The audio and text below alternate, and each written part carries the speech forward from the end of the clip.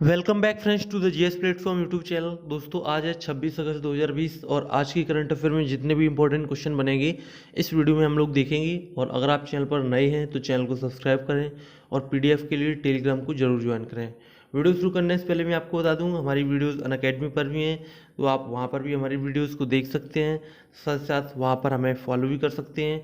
और अगर आप अनअकैडमी पर एसएससी का कोई भी प्लस कोर्स ज्वाइन करना चाहते हैं तो आप GS मैक्स कोड यूज करके उस पर 10% का डिस्काउंट पा सकते हैं।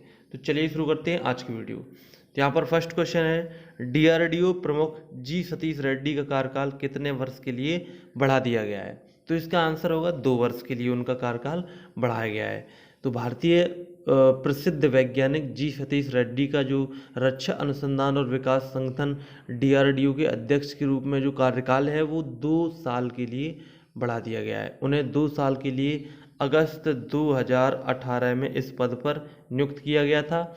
और मैं आपको बता दूं कि कैबिनेट की नियुक्ति समिति ने DRDO के अध्यक्ष के रूप में उनकी कार्यकाल के विस्तार को अभी हाल ही में मंजूरी दी है। इसके अलावा वो 26 अगस्त के बाद 2 वर्षों के लिए रक्षा अनुसंधान और विकास संगठन के सचिव भी होंगे। ठीक है, DRDO की बात करें तो इसका जो मुख्यालय है वो है नई दिल्ली और इसकी स्थापना सन 1958 1958 में DRDO की स्थापना हुई थी। राइट, नेक्स्ट क्वेश्चन है क्वेश्चन नंबर सेकेंड। हाल ही में who painted my lust red पुस्तक किसने लिखी है?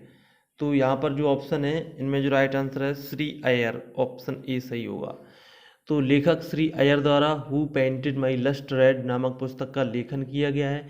ये किताब जब बॉलीवुड क्रिकेट से मिलता है तो राजनेताओं से मिलता है, इस पर आधारित है। ठीक है, और ये पुस्तक श्री अय्यर की मनी ट्रायोलॉजी श्रृंखला पुस्तक की दूसरी पुस्तक है। पहली पुस्तक उनकी थी who painted my money white. ठीक है, who painted my money white इसकी इनकी जो पहली पुस्तक थी और ये इनकी दूसरी पुस्तक है। ठीक है, नेक्स्ट क्वेश्चन है क्वेश्चन नंबर थर्ड।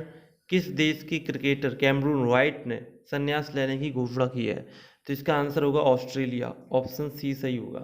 तो ऑस्ट्रेलियाई ऑलराउंडर कैमरून वाइट ने क्रिकेट के सभी फॉर्मेट से संन्यास लेने की घोषणा की है। उन्होंने ऑस्ट्रेलिया के लिए 4 टेस्ट मैचों सहित 91 यानी कि 91 ODI मैच सहित 47 T20 इंटरनेशनल मैचेस खेले हैं। ठीक है, इसके अलावा उन्होंने टेस्ट में 146 रन, वनडे में 2072 रन और T20 में 984 रन बनाए हैं। ठीक है, और कैमरून वाइट घरेलू क्रिकेट में शानदार रन बनाने वाले खिलाड़ी रहे हैं। उन्होंने 177 मैचों में 39 की औसत से कुल 10,000 रन बनाए हैं। ठीक है, नेक्स्ट क्वेश्चन है क्वेश्चन नंबर 4।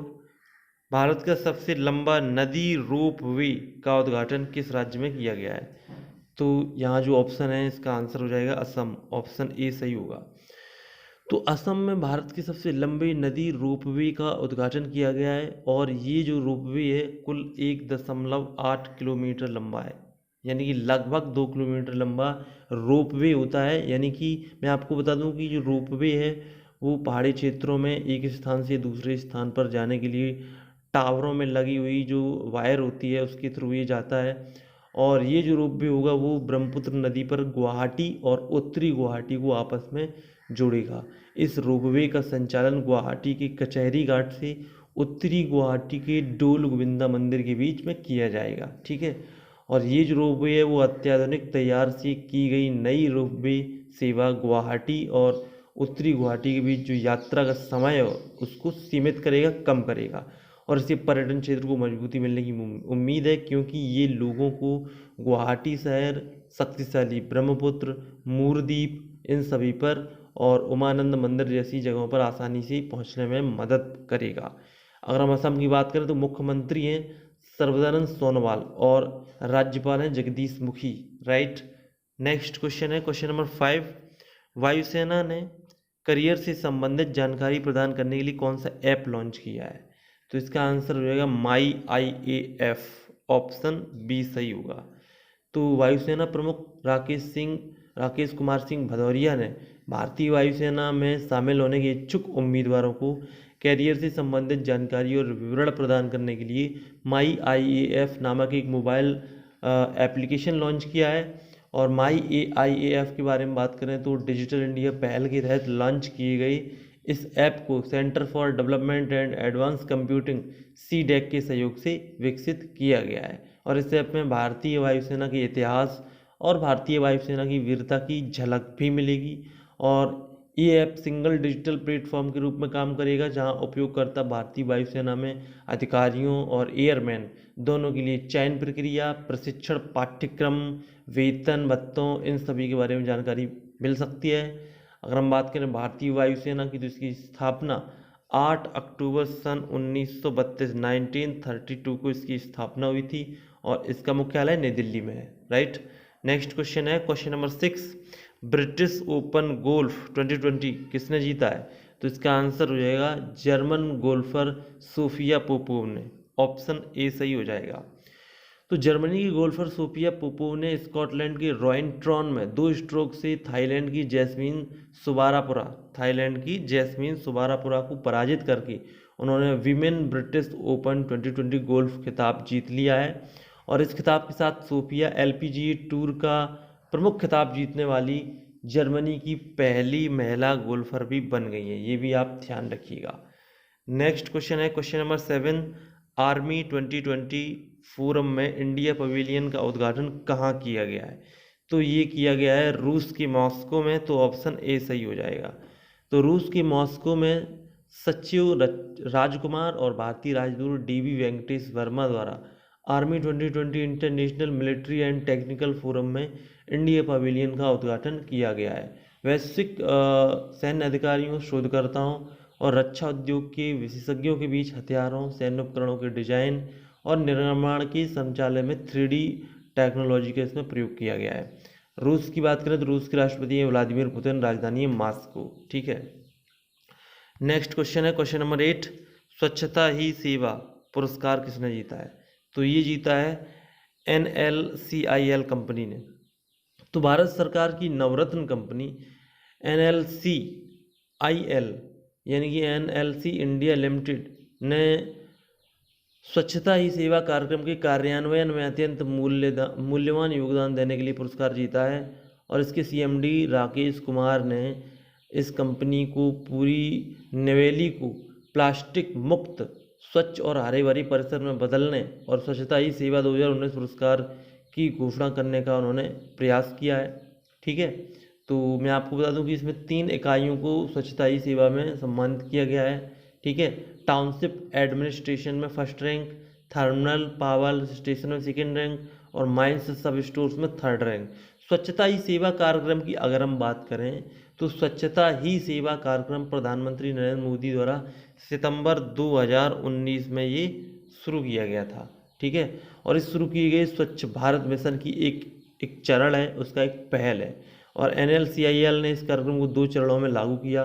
पहला चरण 11 सितंबर 2019 से 2 नवंबर 2019, दूसरा चरण 3 अक्टूबर से लेकर 27 अक्टूबर 2019 तक ये चला था। ठीक है।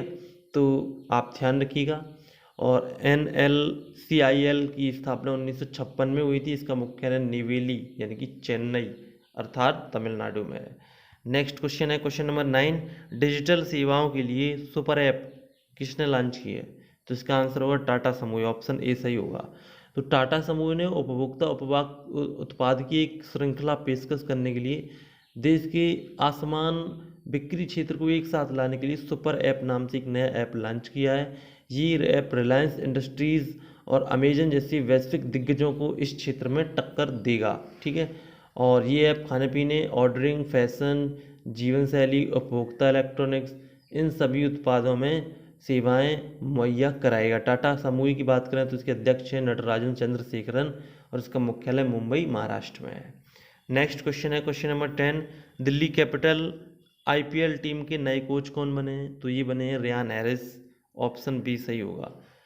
तो दिल्ली कैपिटल की पूर्व ऑस्ट्रेलियाई तेज गेंदबाज रेयान हैरिस को अपना नया बॉलिंग कोच नियुक्त किया है। तो आप ध्यान रखेंगे वो केवल गेंदबाजी कोच रहेंगे और वो IPL के आगामी सत्र के लिए UAE में दिल्ली कैपिटल में शामिल होंगे। हैरिस के नाम 113 टेस्ट विकेट, 44 एकदिवसीय विकेट और 4 T20 के विकेट हैं। 2009 में उन्होंने डेक्कन चार्जर्स के साथ IPL का खिताब भी उन्होंने जीता है। ठीक है, तो ये रहे आज की वीडियो के टॉप 10 करंट अफेयर क्वेश्चन जो कि आपने स्टडी किए। आगे देखते हैं यहाँ पर कल की कुछ का आंसर।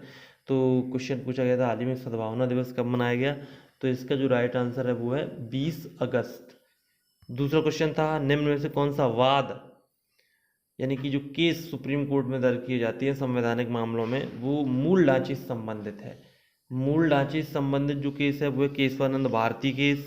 ठीक है, ऑप्शन ये सही हो जाएगा। आज का करंट अफेयर क्विज है इंटरनेट की गुणवत्ता के मामले में भारत को कौन सी रैंकिंग मिली है।